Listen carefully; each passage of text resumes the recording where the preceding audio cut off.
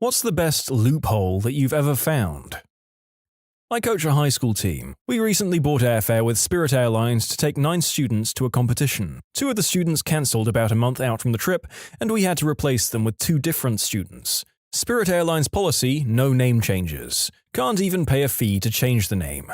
The tickets are basically lost. I have to buy new tickets. Spirit's customer service is overseas, and they plainly don't care at all about customer service, because they don't actually work for Spirit, etc., etc. Except that Spirit Airlines does allow passengers to correct misspellings, and these folks don't really recognize nonsense names. So over 4 calls, I changed the names of the cancelled students to the names of the new students, 2 letters at a time. No one at Spirit customer service made a note, because who would care? And no one ever notices that the correct names during the intermediate steps were nonsense. Also, F Spirit Airlines. Some new magazine was asking college students to send out subscription forms by email to all their friends. For each 25 emails you sent, you'd get a $10 Amazon gift card. Turns out they didn't need to be real emails. I made about $100 before they told me to stop. At my university, there was a command which you could use on their Unix systems to get a list of all the email addresses in the university, which is why I guess my university email was always spammed. I wasn't hacking, they just didn't set up user permissions properly. My justification as to why it's not hacking is that we had authorization to log into the system with our own user accounts, and the command we used is a thoroughly documented, supported operating system command used with its intended purpose. We also did tell the admins because we were sick of our email being spammed too. There's really no difference between performing whatever command it was, I forget now, and is, cd, touch, ifconfig and so on and so forth. Bonus shady loophole though, on my CS assignments the professors would use the Unix timestamps as submission times, and if I noticed I made a mistake on my homework, I could set the timestamp on my homework assignments using the touch command.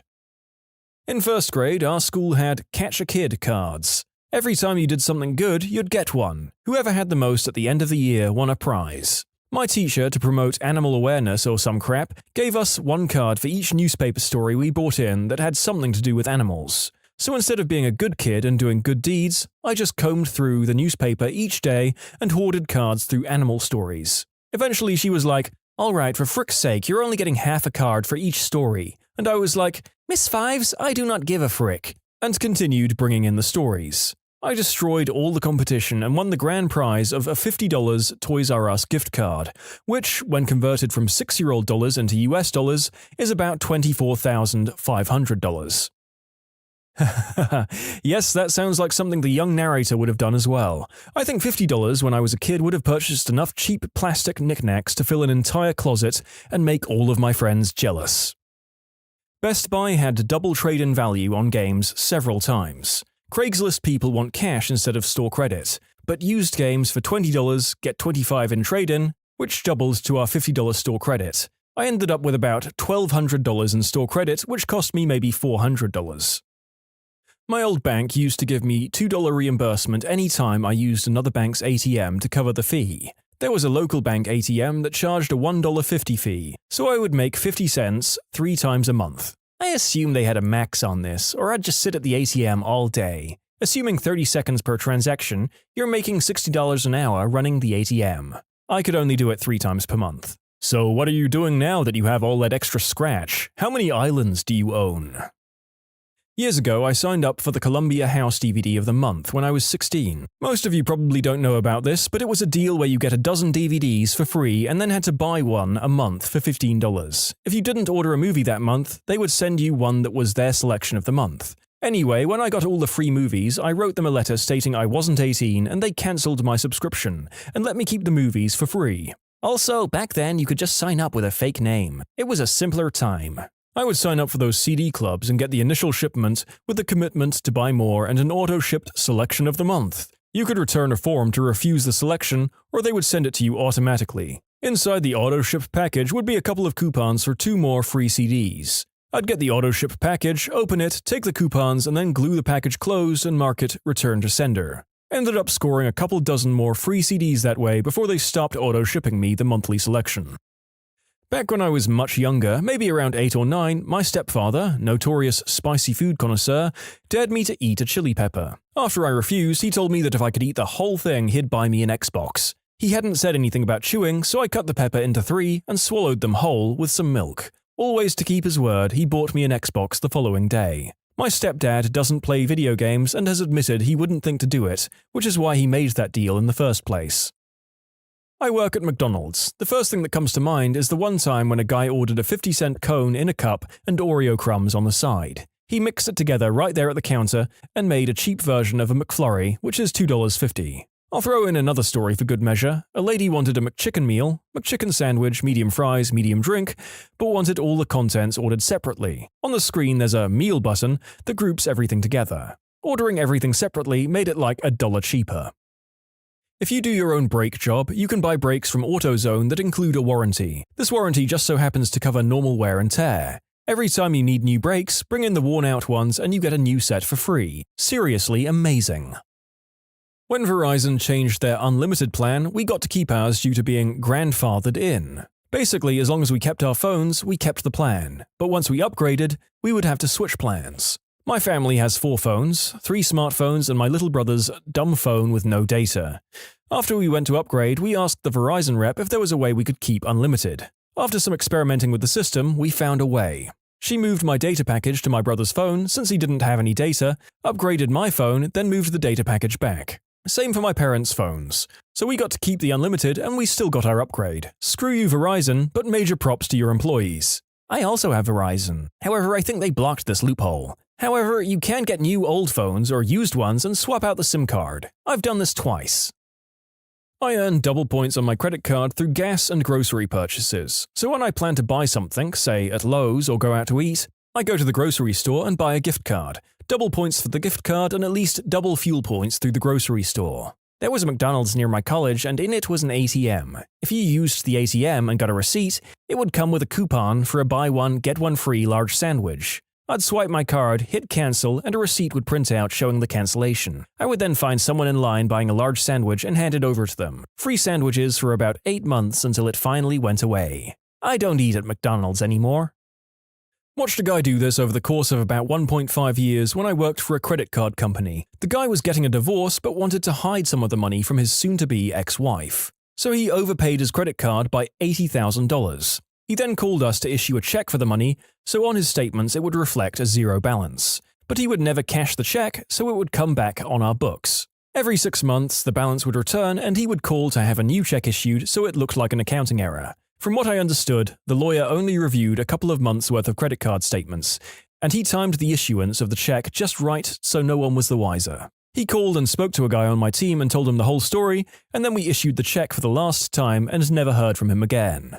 I used to work as a teller for a credit union. Guy would do the same thing. We would cut cashier checks out to a neutral account, so he just took all of his money as cashier checks payable to himself. Came in on the 6 months mark to recut the checks. Hid so much money from his wife.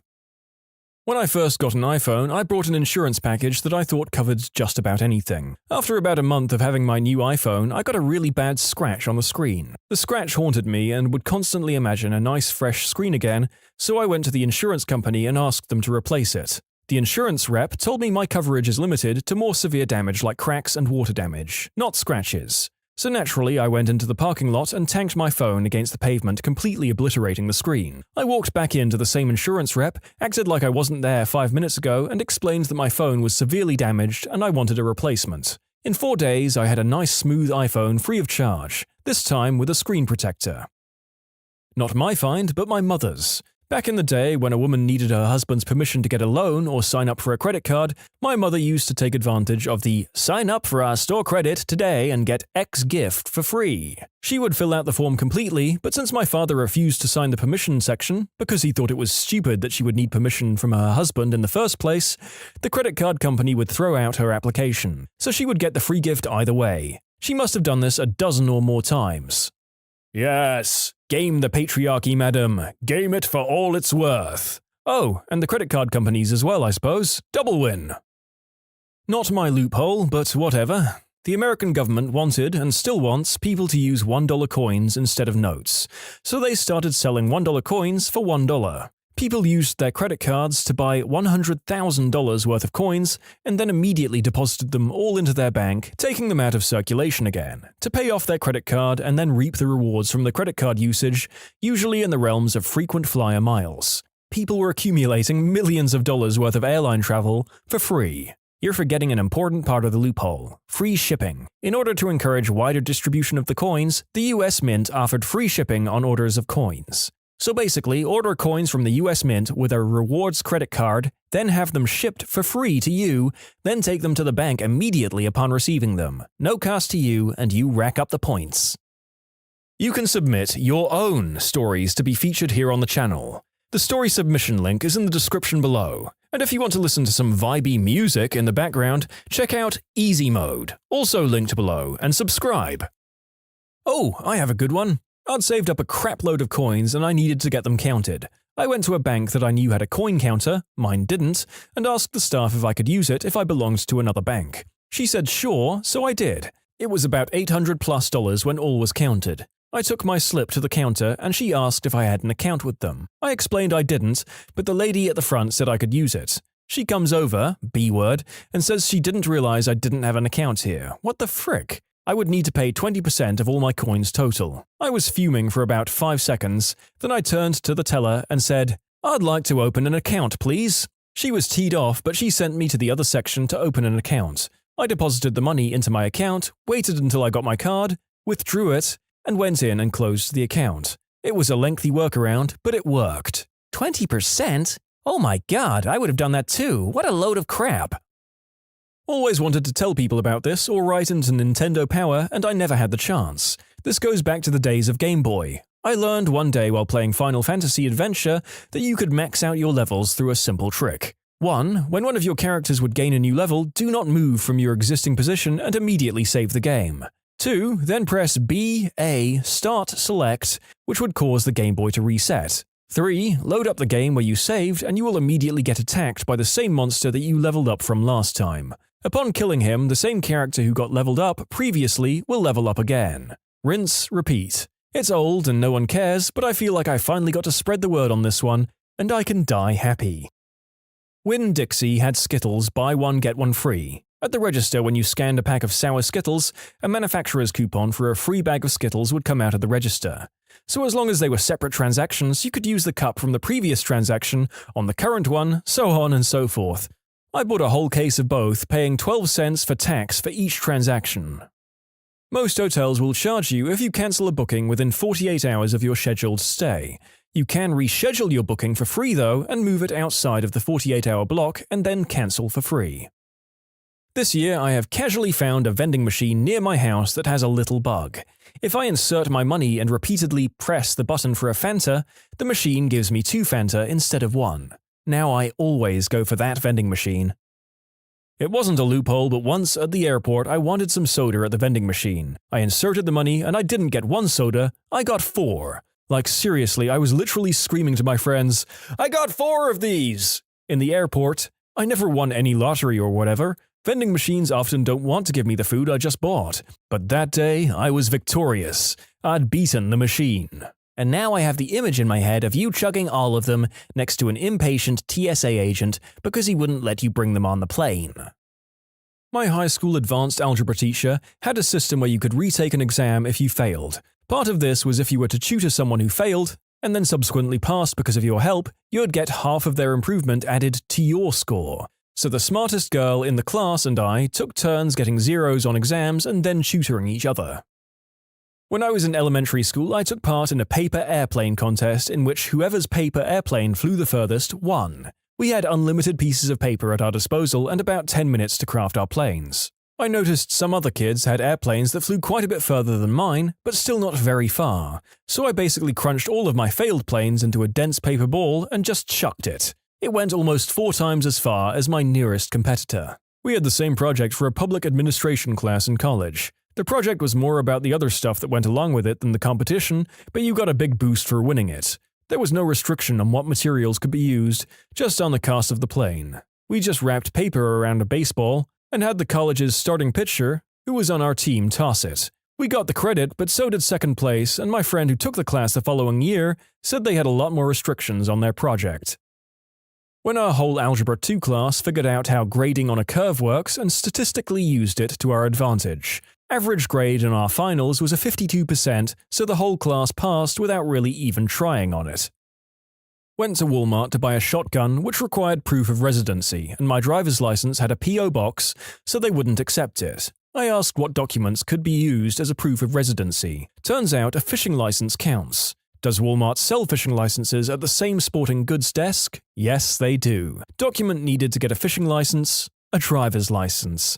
A Walmart sporting goods associate filled out the paperwork for my fishing license, for which I provided my physical address and then handed it over to me. I handed it back and said, "Now, I'd like to purchase that shotgun." The look on their face was priceless, but a few minutes later I walked out with it. Got a similar FU story from Disney World. We were at Epcot and it had been pouring rain all day. Mostly we'd just been hanging out under a pavilion. Finally, we decided to head back when it slacked up, but being Florida, it started pouring again. Ducked into the Mexican restaurant there to wait it out and get dinner. Asked the hostess for a table for 3. "I'm sorry, we're on reservations only tonight." "Okay, fine." I pulled out my phone and checked their website. Sure enough, they had a reservation open for that time. Quickly made the reservation, looked at the hostess and said, "Yes, reservation for 3, name of Sparkstalker." She just glared at me while I smiled like an idiot. "My dad went to Walmart with my little brother to return a video game. The game was open, so they said he could only exchange the game for the same one. He says, 'Okay,' and gets a new unopened video game. He then, with game in hand, looks at the same person and says, 'I'd like to return this game, please.' They actually let him do it." You know, of all the places that deserve to be gamed by multiple people repeatedly, Walmart is definitely up there. Let them have it. Back in middle school and high school, I was busted at home for looking at adult flicks. My parents had the MSN browser and internet service at the time. Their response was to ground me and change the password to get on the MSN account. This is during the years of dial-up. I discovered that I could type in any random digits into the password space to allow MSN to start the dial-up process and then minimize the window. The computer would connect to the internet, but not the MSN account. I would then open Internet Explorer and browse to my heart and hand's content, erase the internet history, and they were none the wiser. When Radio Shack had open locations nearby, I'd buy cheap $8 to $10 earbuds, and later cheap $10 to $20 pairs of over-ear headphones and get a warranty on them. Whether it was the quality of the stuff or me being an idiot, these would never last me more than a month or two, so I'd go back, buy the same pair for a huge discount thanks to the warranty, and put a new warranty on those. Repeat, get $2 to $3 sets of earbuds and headphones forever. Or at least until all the Radio Shacks near me closed down. I guess this is kind of a loophole? One of my proudest moments nonetheless. In the final semester of my senior year in high school, I decided to take a class called Physics 2. I liked the first physics class I took. I thought this would be a fun class to go out on. Wrong. It was basically AP Physics. I was in way over my head. It's just that physics was a subject I couldn't easily understand. I failed a lot of tests. At the end of the semester, I had a D- going into the final. I'm freaking out at this point, thinking that my college acceptance is going to be pulled. Our final project is about buoyancy. The task is to build a boat that could support you and your partner out of nothing but cardboard, glue, and 20 feet of duct tape. If you could paddle to the end of a pool and back with you and your partner in the boat, you get an A on that aspect of the project. Great! Then my teacher made the mistake of offering extra incentive. For every length of the pool you could go beyond that without sinking, you'd get 40 extra credit points. Extra credit was my only hope. We went out and found the sturdiest cardboard we could find. We carefully folded, glued, and cut the cardboard into a canoe-type boat. It looked great. The day finally came, my entire class brought their boats out and we started. Most people made it to the end of the pool before their boats started to disintegrate. One group made it back and forth 13 times before they sank. Whoa! We were the very last team. We go in and start paddling. We make it to the end and paddle back. Then out and back again, and again, and again. We crossed the pool 60 times before our teacher made us stop. We didn't sink, and we both earned 2,400 extra credit points. I went from a D- to an A on the very last final I ever had in school. True story and one of my greatest days. When I was in high school, we figured out that we could use the Hooked on Phonics automated toll-free number to make free phone calls from payphones. We would dial 1-800-ABC-DEFG, and once prompted we would enter 1, 2, 3, 4, 3 times. The calls would then drop and we would get a dial tone, and then could call anyone we wanted to. Probably saved a good $4.75 with that one. Several years back, McDonald's started offering free Big Macs if you went online and completed a survey. At the end of the survey, the site would give you a coupon code, write the code onto the receipt, and the receipt becomes a coupon for a free Big Mac. A few years ago, I made 2 back-to-back purchases, thus getting 2 receipts. After completing both surveys, I was given the same coupon code for both receipts, and both of them worked at the register. I got 2 free Big Macs. Over time and with some casual experimentation, I realized that the coupon codes didn't seem to expire. I started saving a few bucks by finding discarded McDonald's receipts on the ground, writing the code on it, and getting a free Big Mac. It's been about 3 years since I made this discovery, and the coupon code still works. I haven't paid for a Big Mac in 3 years. Walgreens was running a deal on a blood sugar monitor that was originally $19.99. They had a weekly deal where it dropped down to $9.99, plus you got 2,000 points free on your Balance reward card. I found a coupon for that exact meter which got me $10 off, so the meter became free. Plus I got $2 in balance points. I have about 20 meters sitting in my house that will be going to a lower income clinic where people who need it but can't afford it will benefit the most from it. This site that delivers pretty good quality frozen food had a really good temporary sign-up deal. Put $50 of food in your cart, sign up with a new account, and they'd take $30 off plus free shipping. This stacked with the current deals like 4 packages of filled pasta for $5 and massive frick-off chocolate cake plus liter of ice cream plus raspberries for $20. I've moved out of home but only 5 to 10 minutes away from my parents. Either the place didn't notice or didn't care that the same credit card placed 2 orders for 2 different names and addresses. That cake was great. When you subscribe, make sure to hit the bell to turn on notifications. Put the playlist on in the background to finish listening to all the stories, or if you want some vibey music to put on in the background, check out Easy Mode. If you like Am I the Genius, give Am I the Jerk a shot. Everything linked in the description.